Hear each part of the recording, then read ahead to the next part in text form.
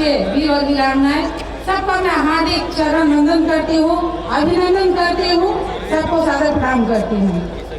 मैं आप लोगों को याद दिलाना चाहूंगी, सबसे पहले तो एक लाइन में कहना चाहूंगी कि समय सीमा में मुझको बांध दिया गया है और 2 मिनट में अपनी बात रखनी है, तो अगर 10-12 सेकंड ज्यादा ले लो तो उसके लिए मैं माफी चाहूंगी मैं सम्मानित अध्यक्ष और संचालनकर्ता से। तो आप लोगों को मैं याद दिलाना चाहूंगी कि इसी तरीके की एक विशाल रैली हम लोगों ने की हुई थी श्री कृष्ण मेमोरियल हॉल पर, हम लोगों ने भरने का काम किया था 2009 में।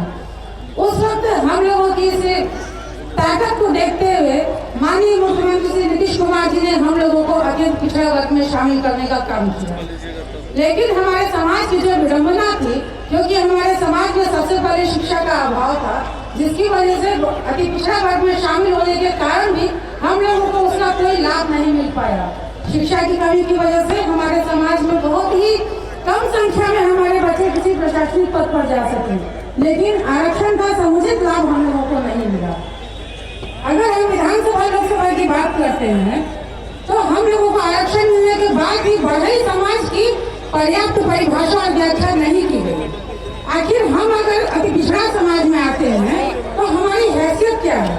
हमारी हैसियत की परिभाषा आज तक तय नहीं की गई। जब हम टिकट लेने जाते हैं तो कहा जाता है आप बढ़ई है, आपकी जनसंख्या तो हम जानते ही नहीं है, हम आपको टिकट नहीं देंगे।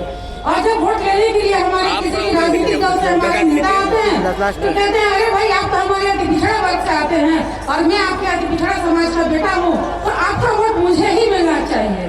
तो अब आप ही लोग बताइए, ऐसी स्थिति में जब हमसे लाभ लेने की आवश्यकता होती है तो हम अति पिछड़ा हो जाते हैं, और जब हमारे अधिकार की बात आती है तब हम मात्र बढ़ई हो जाते हैं।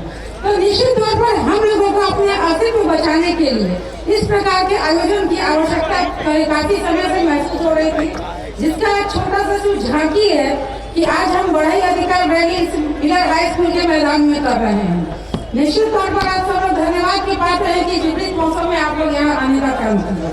हमारे समाज की जो विडंबना है, जो मुख्य समस्याएं हैं, जो मैंने अपने काफी समय से मैं मंथन कर रही हूँ अपने समाज की समस्याओं में, तो 5 मुख्य समस्या मेरी नजर में आई। इसमें सबसे बड़ी समस्या शैक्षिक समस्या है। क्योंकि समय कम है तो मैं ज्यादा विस्तार से इन समस्याओं पर अभी चर्चा नहीं करूंगी, फिर कभी अगली बैठक होगी तो इन समस्याओं के बारे में मैं समस्या करूंगी, मैं आप लोगों के सामने में उसका व्याख्या करूंगी। तो पहली समस्या है शैक्षिक समस्या, दूसरी समस्या आर्थिक विकास, तीसरी बहुत बड़ी समस्या है हमारे पास आवास एवं स्वास्थ्य की समस्या, क्योंकि आर्थिक स्थिति हमारे समाज में बहुत ही खराब है। आप सभी समझते हैं हम लोग दैनिक वेतन भोगते हैं।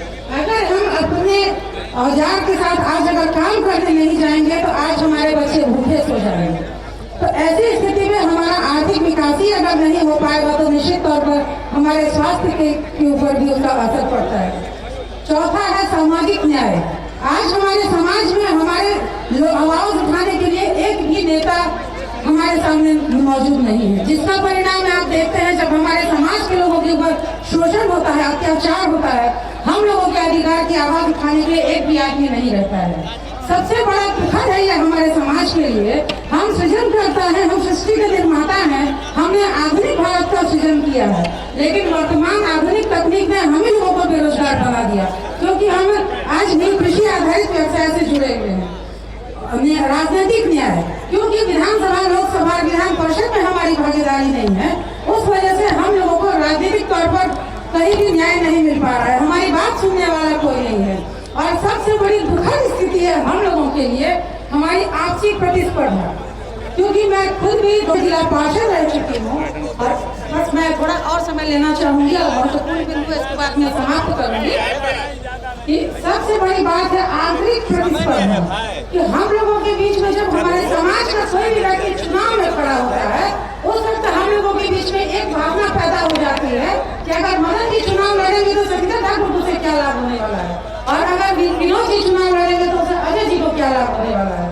तो इस भावना को अगर हम अपना परित्याग कर लें और बस हम ये सोचे कि हमारे बड़े समाज का उत्थान का जिम्मेदारी हम ही लोगों के हाथ में है, तो निश्चित तौर पर आज जिस उद्देश्य की पूर्ति के लिए आज हम यहाँ लाखों की संख्या में उपस्थित हुए हैं, उस उद्देश्य की पूर्ति होगी। अंत में एक ही लाइन के साथ मैं आप लोगों के साथ अपना मैं बात समाप्त करूंगी। कहने को बहुत सारी बातें हैं, लेकिन एक ही लाइन कहना चाहूंगी कि विरासत से तय नहीं होंगे सियासत के फैसले, कि विरासत से तय नहीं होंगे सियासत के फैसले, ये तो उड़ान तय करेगी कि आसमान किसका है।